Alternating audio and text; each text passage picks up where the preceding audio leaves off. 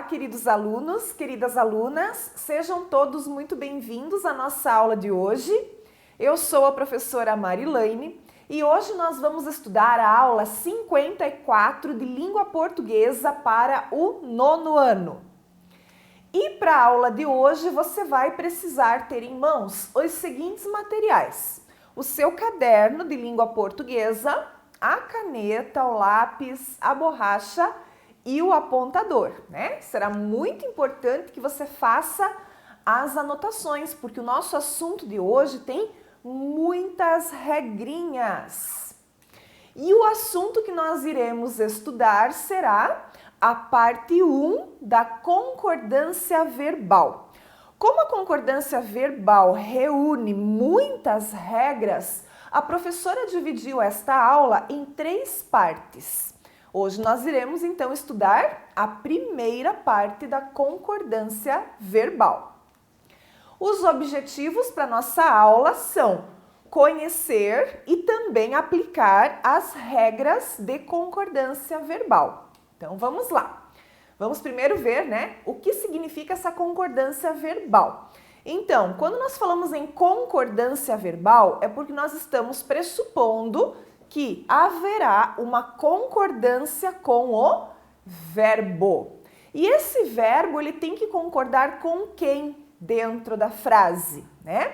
Então, é a relação que se estabelece de forma harmônica, né, entre o sujeito e o verbo. O sujeito da oração e o verbo, eles devem sempre concordar, tá? Em gênero e número. Então, é muito importante a gente observar quem é o sujeito da oração, porque o verbo estará atrelado a este sujeito, né? Então, verbo no singular, o sujeito também estará no singular. Verbo no plural, o sujeito também estará no plural. Muito bem. Então, vamos a alguns exemplos ali para a gente observar essa relação do sujeito com o seu verbo. Eu adoro quando as flores desabrocham na primavera.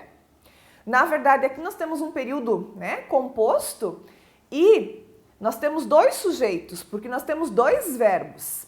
Então, eu adoro é o primeiro ali, né? Adoro é o verbo, eu, primeira pessoa do singular. Então, existe a concordância desse sujeito com o verbo adoro. Da mesma forma, no mesmo período aí, você vai olhar ali o verbo desabrocham. Desabrocham está no plural, né? Elas desabrocham, elas quem? As flores. Flores plural, desabrocham também está no plural, né? Então, havendo aí a concordância. Elas adoram quando as flores desabrocham na primavera. Elas adoram. Agora eu mudei o sujeito lá da frente, né? Então, um sujeito plural, um verbo também plural. Cristina e Eva entraram no hospital.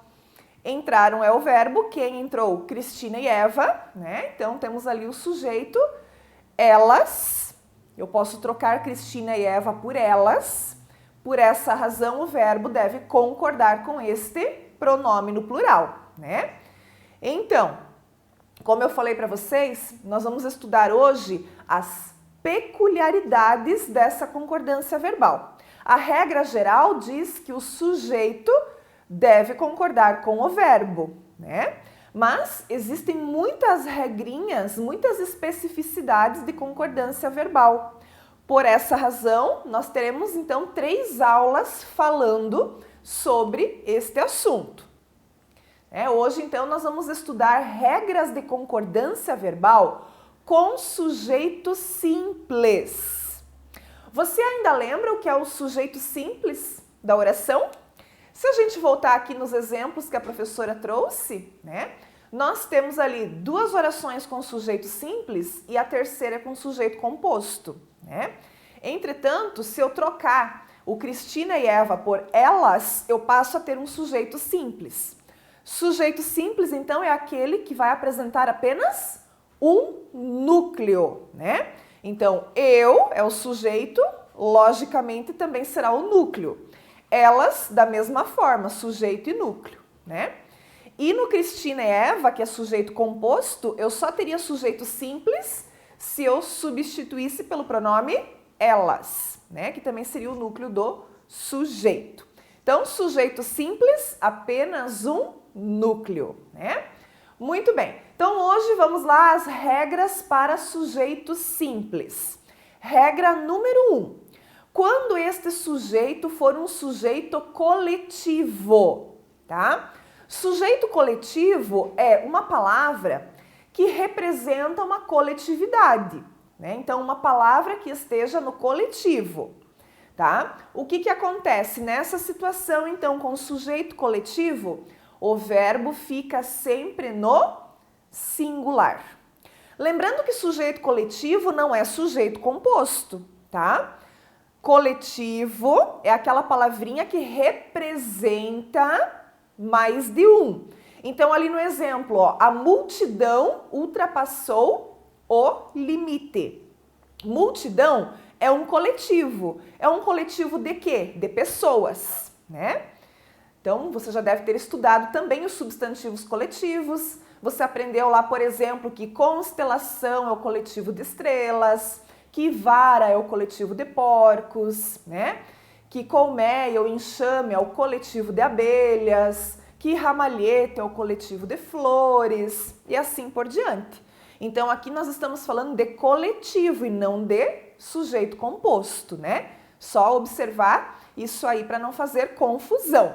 Então, se eu tenho um sujeito coletivo, o verbo vai permanecer no singular, mesmo que o coletivo ele dê, né, a ideia de mais de um, tá? Muito bem. Agora, se esse coletivo estiver especificado, se depois do coletivo eu especificar do que é, né, o verbo ele pode tanto ser conjugado no singular quanto no plural. Então, veja lá, ó, agora eu especifiquei, eu disse a multidão de fãs ultrapassou o limite, ou também a segunda possibilidade é aceita. A multidão de fãs ultrapassaram o limite, tá? Então, especificando o coletivo, o verbo pode ter plural ou singular, ok? Então, essa ali foi a regrinha número 1, né? Você já anotou. Vamos à regrinha número 2. Coletivos partitivos. O que são coletivos partitivos? São expressões formadas por a maioria de, a maior parte de, grande número de, né? Grande parte de, são coletivos partitivos. Nesse caso, o verbo ele pode ser usado tanto no singular quanto no plural. As duas formas são aceitas, tá? A professora colocou ali exemplos, né? Tanto no singular quanto no plural. Então, um grande número dos presentes se retirou. Ou um grande número dos presentes se retiraram. A maioria dos alunos foi à excursão. Ou a maioria dos alunos foram à excursão. Então, aqui admite as duas concordâncias, né? Tanto o verbo no singular quanto o verbo no plural. Anote aí essa regrinha também. Vamos agora à regra 3, com as expressões mais de, menos de, cerca de, né? O que acontece então? O verbo ele deverá concordar com o numeral. Então, vai aparecer ali um numeral, né? E esse verbo vai concordar com esse numeral. Então, se for um, vai ser singular, dois ou mais será plural, tá? Então, mais de uma mulher quis trocar as mercadorias. E mais de duas pessoas chegaram antes do horário. Bom, mais de uma, o verbo ficou no singular. E lá no mais de duas, o verbo foi para o plural. Então, deve concordar com o número que aparecer ali, tá bom? Então, nos casos em que o mais de é repetido, indicando, nesse caso, a reciprocidade, o verbo, então, irá para o plural. Mais de uma professora se abraçaram. Parece estranho, mas é a regra, né? Qual é a reciprocidade aqui? A reciprocidade é que as duas se abraçaram, né? Se é mais de uma, pode ser duas ou três. Então, por essa razão, se abraçaram, verbo no plural, tá? Regrinha número 4, com nomes próprios. O que acontece, então, aqui nessa situação? Quando eu tenho nomes próprios, a concordância, ela deve ser feita considerando ou não a presença de artigos na frente desse nome próprio. Então, um exemplo muito clássico, né, que a gente sempre utiliza é dos Estados Unidos, que é um nome próprio no plural, Estados Unidos. Quando que eu devo usar o verbo no plural? Quando eu especificar usando o artigo definido na frente. Então, os Estados Unidos influenciam o mundo. O segundo exemplo, eu não coloquei o artigo, então sem o artigo definido na frente, o verbo vai ficar no singular, né? Estados Unidos influencia o mundo, ok? Então sempre proceder dessa forma quando você tiver nomes próprios no plural, tá? Muito bem. Vamos à regra número 5. Com o pronome relativo que. Então, neste caso, o verbo deve concordar com o antecedente do pronome que, com a palavra que vem antes do que. Então, fui eu que levei. Ó, a palavra que está antes do que é eu. Eu levei, né? Foste tu que levaste. Qual é a palavrinha que está antes do que? Tu. Tu levaste.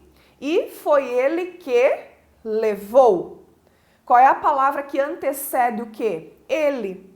Ele levou. Então, aqui nada mais é do que a concordância do pronome com o seu verbo, né? Então, sempre observar o que veio antes do pronome relativo que.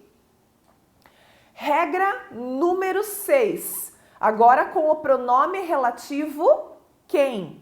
Né? O verbo, então, ele pode ser conjugado na terceira pessoa do singular ou ele pode concordar com o antecedente do pronome quem. Então, aqui eu tenho duas possibilidades, tá? Quando eu tenho o pronome quem, ou eu deixo esse verbo na terceira pessoa do singular e estará correto, ou eu faço a concordância com o pronome que aparecer antes do quem, tá? Então, fui eu quem afirmou. Eu, e o afirmou está na terceira pessoa do singular. E isso é permitido aqui para o uso do pronome quem, tá? Fui eu quem afirmou. Ou ainda, faço a concordância com o próprio eu. Fui eu quem afirmei. Então, as duas possibilidades, elas são corretas e aceitas pela nossa gramática normativa. Regra número 7. Expressão um dos que, tá? Então, o que acontece neste caso, tá? Aqui, o verbo, ele pode ser conjugado tanto no singular quanto no plural. Então, ele foi um dos que mais contribuiu, verbo no singular, ou ele foi um dos que mais contribuíram, verbo no plural. Então, com essa expressão, há a possibilidade de empregar as duas formas de concordância. Regra número 8. O sujeito é um pronome de tratamento. O que acontece com os pronomes de tratamento? O verbo ele deve ficar sempre na terceira pessoa, ou do singular ou do plural, tá? Claro que fazendo aqui a concordância com o sujeito. Então, Vossa Alteza pediu silêncio. O verbo ficou na terceira pessoa do singular, porque é uma só, é Vossa Alteza. Agora, ali no de baixo eu tenho dois ou mais, né? Vossas Altezas pediram silêncio. E aí o pediram está na terceira pessoa do plural. tá? Então, regra para uso com pronomes de tratamento. Singular ou plural, de acordo com o sujeito, ok? Regra número 9. O sujeito ele é formado pelas expressões alguns de nós, poucos de vós, quais de, quantos de, entre outras expressões, tá? Nesse caso, o verbo ele poderá concordar com o pronome interrogativo ou com o pronome indefinido ou ainda com o pronome pessoal nós ou vós, tá? Olha lá os exemplos. Quais de vós me punirão? Ou quais de vós me punireis? Então ali, né, nessa situação, ele está concordando ali no primeiro punirão com o pronome quais, né? Quais me punirão? E na segunda frase está concordando com o pronome vós. Vós punireis. E aí você tem que saber bem a conjugação verbal, né? Por quê? Porque se eu vou ter que fazer a concordância certa, preciso conjugar corretamente esse verbo. Então também há duas possibilidades aqui nesse tipo de situação, né? Regra número 10. O sujeito ele é formado pelas expressões mais de um, menos de dois, cerca de, entre outras.